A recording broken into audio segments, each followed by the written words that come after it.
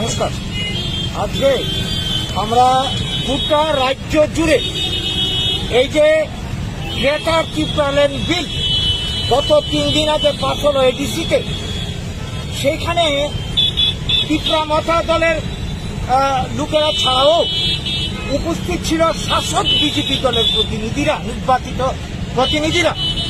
কোনো প্রতিবাদ করেনি, মানে নীরব সমর্থক, যার জন্য বিনা বাধা এই গ্রেটার ত্রিপুরাল্যান্ড বিল এডিসিতে পাস হয়ে গেল। তো এই যে গ্রেটার ত্রিপুরাল্যান্ড, আপনারা জানেন ত্রিপুরা রাজ্য মিশ্র বসতি, বাঙালি, জনজাতি এবং অন্যরা রয়েছে। এইখানে এডিসি ষষ্ঠ তফসিল আইন প্রযোজ্য হতে পারে না, যার জন্য বাম আমলে সংবিধান সংশোধন করতে হয়েছে। তো এখন এই যে গ্রেটার ত্রিপুরাল্যান্ড কি উদ্দেশ্যে করা হচ্ছে?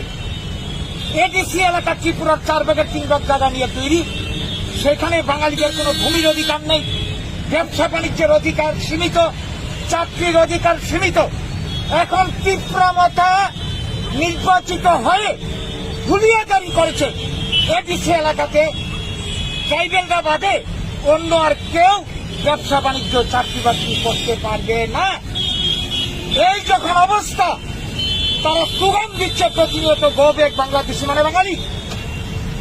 এই যখন পরিস্থিতি, সেইখানে এই গ্রেটার ত্রিপুরাল্যান্ড করে এদের যে উদ্দেশ্য, বড় উদ্দেশ্য, ত্রিপুরার এডিসি এলাকাকে আরো সম্প্রসারিত করে গোটা এলাকাতে এডিসি কার্যকরী করবে।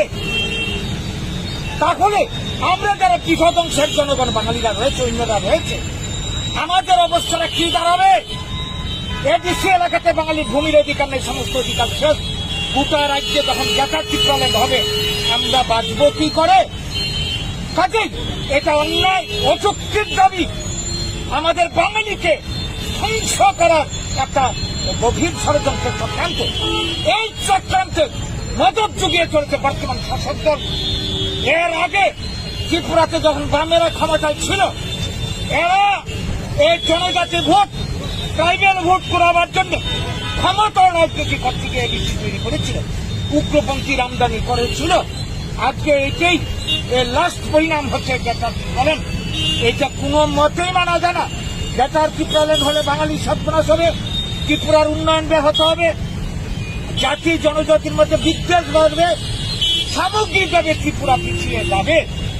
ত্রিপুরার উন্নয়নের পরিকল্পনা না নিয়ে, ত্রিপুরার সম্পদকে কাজে লাগিয়ে কর্মসংস্থানের পরিকল্পনা না নিয়ে জাতি জনজাতির মধ্যে বিরোধ সৃষ্টি করে এইভাবে যারা ত্রিপুরার সন্ত্রাস করতে চায়, বাঙালি সন্ত্রাস করতে চায়, তাদেরকে আমরা চরম হুঁশিয়ারি দিয়ে রাখতে চাই।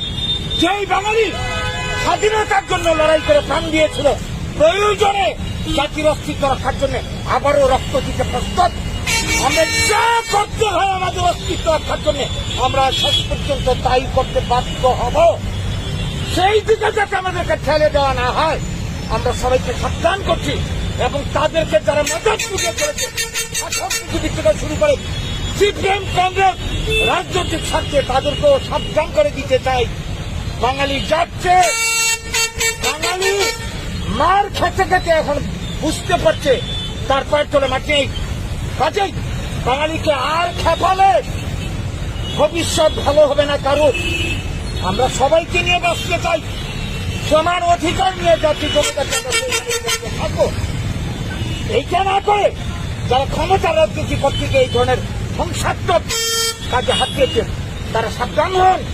এবং এই রাজ্যের গণতন্ত্রপ্রিয় সবার কাছে দলমত নির্বিশেষে আমরা বাঙালির পক্ষ থেকে আমাদের আবেদন, সবাই এগিয়ে আসুন।